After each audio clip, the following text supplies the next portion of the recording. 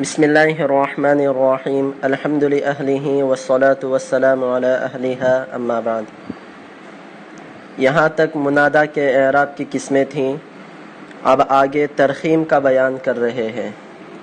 تو مصنف رحمہ اللہ فرماتے ہیں وَيَجُوزُ ترخیم المنادا وَهُوَ حذف فی آخرہ للتخفیف کما تقول فی مالک یا مالو وفی منصوری یا منسو وفی عثمان یا عثمو۔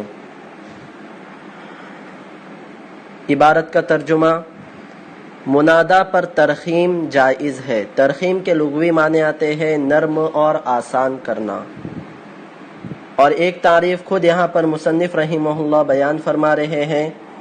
وَيَجُوزُ ترخیم المنادا، منادا میں ترخیم جائز ہے۔ کس کو کہتے ہیں ترخیم؟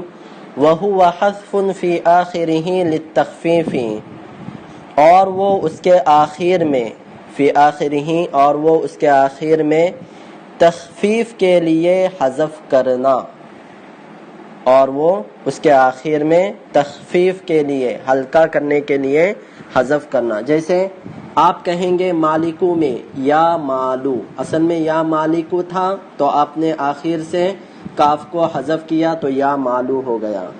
وفی منصوری یا منصو، اصل میں یا منصورو تھا، آپ نے دو حرف واو اور را کو حذف کیا تو یا منصو ہو گیا۔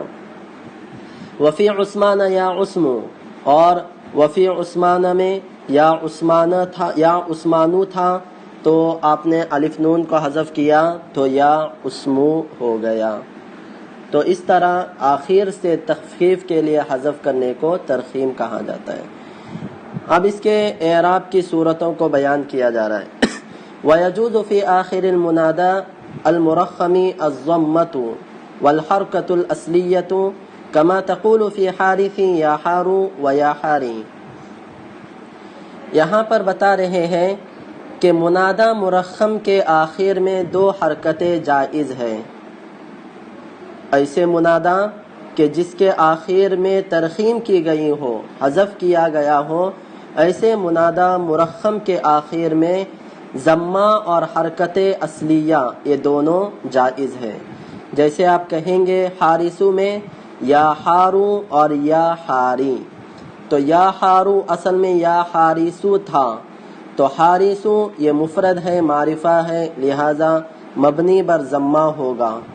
اور اسی طرح حرکت اصلیہ یا حارثو میں یا حاری، تو یہاں پر سا کو حذف کرنے سے پہلے را کے نیچے جو حرکت تھی وہی حرکت کے ساتھ بھی ہم لوگ پڑھ سکتے ہیں، تو اس کو کہتے ہیں ترخیم۔ تو منادا کے اندر ترخیم جائز ہے۔ ترخیم کرنے کی صورت میں دو اعتبار سے اس پر حرکت جائز ہے، ایک تو مفرد معرفہ ہونے کی وجہ سے ضمہ، اور دوسرا اس کے حرکت اصلیہ کو بھی پڑھا جا سکتا ہے۔ یہاں تک تو حرف ندا کا استعمال منادا میں ہو رہا تھا، لیکن آگے بیان کر رہے ہیں کہ کبھی کبھار حرف ندا کا استعمال مندوب میں بھی ہوتا ہے۔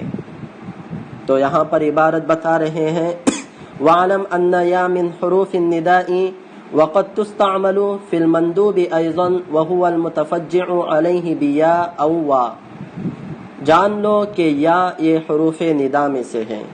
وَقَدْ تُسْتَعْمَلُ فِي الْمَنْدُوبِ أَيْضًا، کبھی اس کا استعمال مندوب میں بھی کیا جاتا ہے، مندوب میں بھی کبھی حرف ندا کا استعمال کیا جاتا ہے۔ تو مندوب کس کو کہتے ہیں؟ مندوب وہ میت جس کی خوبیوں کو یاد کر کے رویا جاوے، تاکہ لوگوں کو معلوم ہو جائے کہ اس کی موت ایک بڑا حادثہ ہے۔ ایک انسان دنیا میں معروف اور مشہور تھا، لوگوں کے ساتھ بھلائیاں، لوگوں کے ساتھ نصرت مدد میں آگے آگے رہتا تھا، تو اگر کوئی ایسا شخص مر جاوے تو لوگ اس کی خوبیوں کو بیان کر کے روتے ہیں۔ کیوں؟ تاکہ لوگوں کو یہ احساس ہو جاوے، معلوم ہو جاوے کہ اس کی موت یہ لوگ دوسرے لوگوں کے لیے ایک بہت بڑا حادثہ ہے، تو اس کو مندوب کہتے ہیں۔ اور اصطلاحی تعریف مندوب اس ذات کا نام ہے جس کی وجہ سے درد مندی کا اظہار کیا جاوے یا حرف ندا یا وا کے ذریعے سے۔ تو یہاں پر مصنف رحمہ اللہ کیا کہہ رہے ہیں، عبارت دیکھیے، وعلم جان لیجئے کہ یا یہ حروف ندا میں سے ہے، کبھی اس کا استعمال مندوب میں بھی کیا جاتا ہے۔ وَهُوَ الْمُتَفَجِّعُ عَلَيْهِ بِيَا او وا کما یقال یا زیدہ و وا زیدہ۔ تو دیکھیے مندوب کسے کہتے ہیں؟ وَهُوَ الْمُتَفَجِّعُ عَلَيْهِ بِيَا او وا کما یقال۔ مندوب وہ جس کی وجہ سے رنج و غم کیا جاوے، متفجع کے معنی جس کی وجہ سے رنج و غم کیا جاوے، یا کے ذریعے یا وا کے ذریعے۔ جیسے مثال یہاں پر دی گئی ہے، جیسے کہا جاتا ہے یا زیدہ ہوں، اور اسی طرح وا زیدہ ہوں۔ تو اس مثال میں یا زیدہ ہوں یہ جملہ کسی کے مرنے پر افسوس کے طور پر کہا جاتا ہے، اس میں یا حرف ندا زیدہ مندوب پر داخل ہوا ہے۔ آگے بیان کر رہے ہیں فوا مختصۃ بالمندوب ویا مشترکۃ بین النداء والمندوب۔ یہاں پر بیان کر رہے ہیں کہ پس وا یہ مندوب کے ساتھ مختص ہے، خاص کیا گیا ہے، اور یا یہ ندا اور مندوب کے درمیان مشترک ہے، یعنی یا کا استعمال منادا اور مندوب دونوں کے ساتھ ہو سکتا ہے، اور وا کا استعمال صرف مندوب کے ساتھ ہی ہوگا۔ وَحُكْمُهُ فِي الْإِعْرَابِ وَالْبِنَاءِ مِثْلُ حُكْمِ الْمُنَادَى۔